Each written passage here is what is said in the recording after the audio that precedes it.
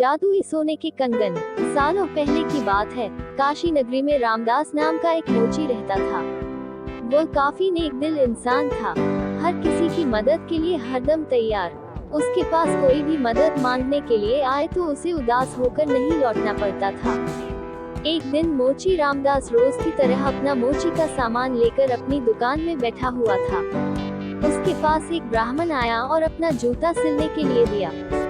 जूता सीलते हुए रामदास ने ब्राह्मण से पूछा, आप कहाँ से आए हैं?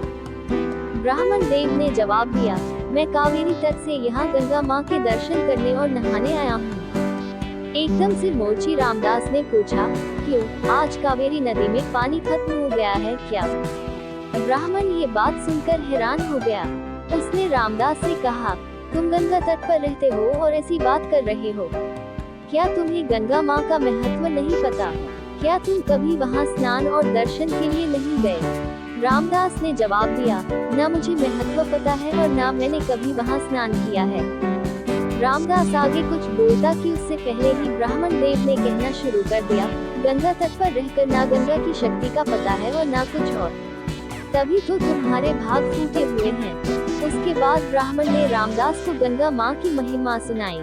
ब्राह्मण की बातें सुनने के बाद रामदास ने कहा, अपना मन साफ हो तो हर तट का पानी गंगा है।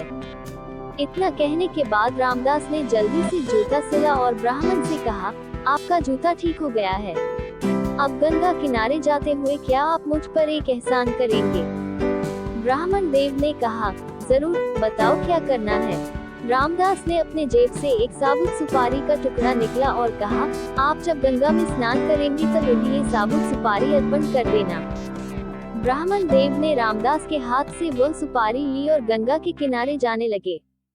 वहां स्नान करने के बाद ब्राह्मण देव ने हाथ में सुपारी लेकर गंगा माँ को पुकारते हुए कहा, माँ, ये रामदास ने आपके लिए भेजा है, इसे स्वीकार कीजिए। इतना कहकर ब्राह्मण देव ने उस साबुत सुपारी को गंगा में बहा दिया। थोड़ी ही देर में गंगा में एक हाथ बहते हुए आया और ब्राह्मण के पास रुक गया। उस हाथ में एक सोने का एक कंगन था। उसी समय एक आवाज आई, मेरी तरफ से यह कंगन रामदास को दे देना। गंगा माँ की तरफ से रामदास के लिए सोने का कंगन आता देख ब्राह्मण हैरान हो गया। दंत ब्राह्मण ने कंगन को हाथ में उठा लिया। कंगन हाथ में लेते ही ब्राह्मण के मन में लालच आ गया। उसने सोचा कि मैं ये कंगन रामदास को नहीं दूंगा। आखिर रामदास को पता ही कैसे चलेगा कि माँ गंगा ने उसे कंगन देने के लिए कहा है। इस सोच के साथ ब्राह्मण आगे बढ़ने लगा।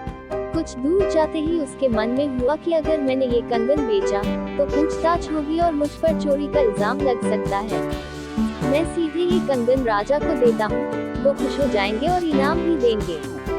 इसी सोच के साथ ब्राह्मण सीधे राजमहल पहुंच गया। वहां पहुंचते ही राजा को प्रणाम करके उस ब्राह्मण ने उन्हें कंगन भेंट कर दिया। उस कंगन की चमक से राजा और वहां मौजूद दूसरे लोग दंग रह गए। राजा ने कहा, ब्राह्मण देव, ये कंगन देखकर तो लग रहा है मानो ये स्वर्गलोक का है।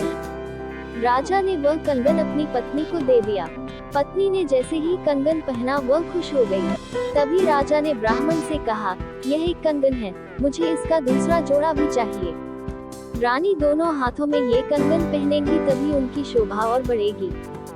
ये सुनते ही ब्राह्मण के पसीने छूट गए। राजा ने तुरंत पूछा, क्या हुआ, आप परेशान क्यों हो गए? ये कंगन चोरी का तो नहीं है ना? तुरंत ब्राह्मण ने जवाब दिया, नहीं नहीं राजा साहब, ये चोरी का नहीं है। तब राजा बोले, ठीक है, आप आज शाम तक दूसरा कंगन लाकर मुझे दे दो, तभी मैं मानूंगा कि यह चोरी का नहीं है। जी राजा साहब, कहते हुए घबराया हुआ ब्राह्मण राजा के दरबार से निकल गया।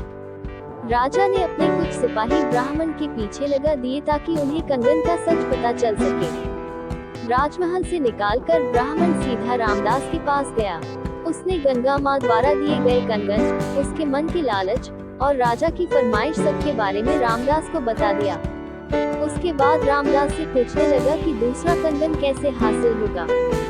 रामदास ने ब्राह्मण की सारी बातें सुनने के बाद अपनी दोनों आंखें बंद कर ली।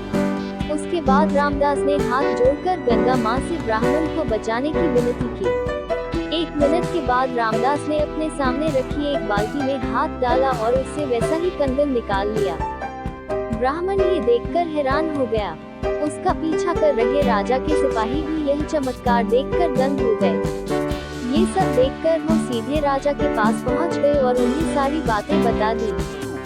इधर ब्राह्मण भी रामदास को धन्यवाद कहकर कंगन लेकर राजमहल निकल गया।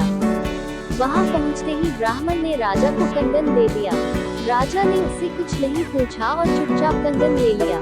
कंगन लेने के बाद राजा खुद अपने सिपाहियों के साथ रामदास की दुकान पर गए और रामदास को गंगा माँ की भक्ति के लिए इनाम दिया। कहानी से सीख, इंसान सिर्फ दिखावा करके कुछ हासिल नहीं कर सकता। भक्ति, मान सम्मान सब दिल से होना चाहिए।